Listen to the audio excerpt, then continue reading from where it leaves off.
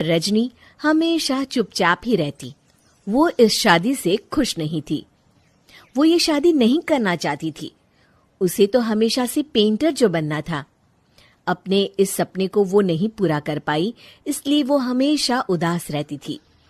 रजनी, बहुत ही बढ़िया फिल्म लगी है, कल देखने चले?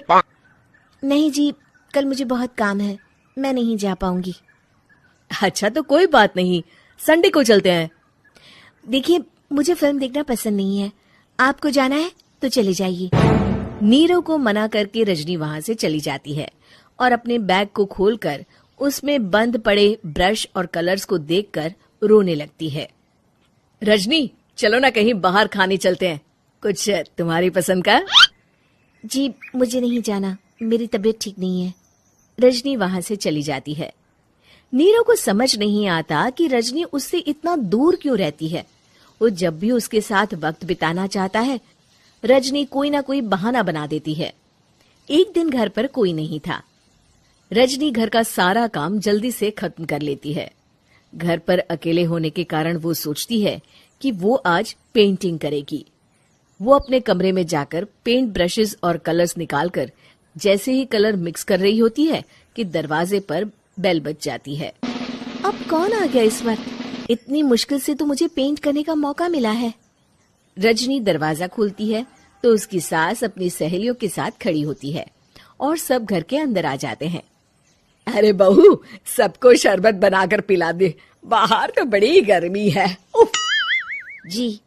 रजनी पेंट ना कर पाने से उदास हो जाती है। उसे गुस्सा भी आ रहा होता है कि उसने इस शादी के लिए हाँ क्यों कह दी। वो रसोई में जा रही होती है कि उसकी सास उसे रोकती है।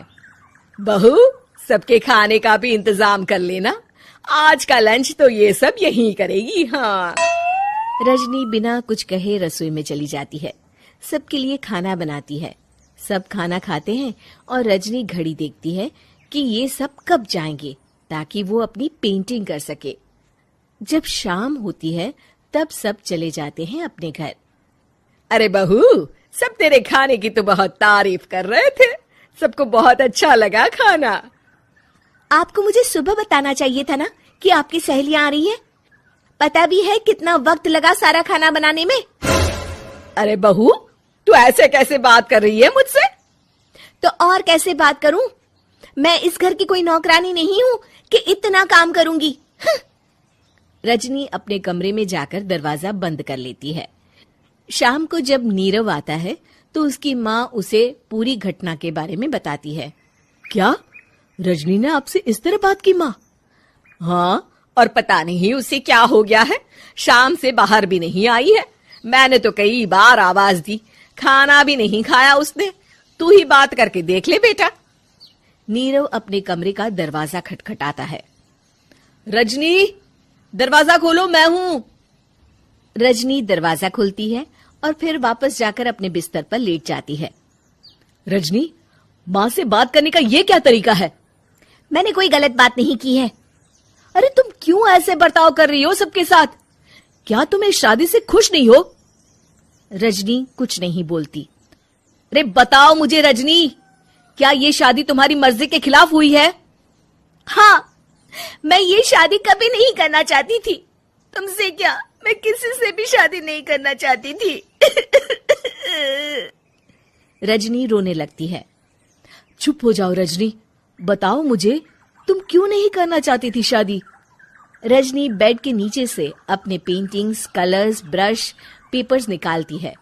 इतने में उसकी सास भी कमरे में आ जाती है। ये देख रहे हो, ये थे मेरे सपने।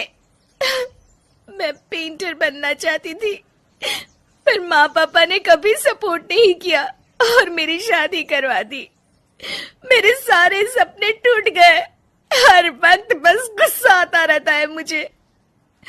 मैं जानती हूँ कि आप लोगों की इसमें कोई गलती नहीं है, पर मैं क्या करूं, मुझे समझ में नहीं आता।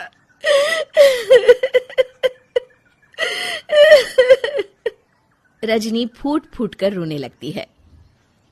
मुझे माफ कर दीजिए, आप दोनों के साथ मैं बहुत बुरा बर्ताव कर रही हूँ। अरे रजनी बेटा, चुप हो जाओ तुम। नीरव पानी लेकर आता है। ये लो पानी पियो और शांत हो जाओ। रजनी पानी पीती है और उसकी सास पेंटिंग्स देख रही होती है। अरे नीरव, हमें तो पता ही नहीं था कि हमारी बहू कलाकार है। अरे कितनी अच्छी पेंटिंग्स बनाई है, देखो तो। ये वाली तो मैं अपने कमरे में ले जाऊंगी। आपको ये पेंटिंग्स अच्छी लगी? अच्छी नहीं, बहुत अच्छी लगी। और तुमने हमें बताया क्यों नहीं? तुम जब चाहे पेंटिंग कर सकती हो रजनी। हम तुम्हारे सपनों को पूरा करने में तुम्हारा पूरा साथ देंगे। हाँ बेटा, हम कला की कद्र करते हैं। हम कलाकार तो नहीं, पर मुझे गर्व है कि मेरी बहू एक कलाकार है। रजनी, नीरव और सास तीनों हंस पड़ते हैं।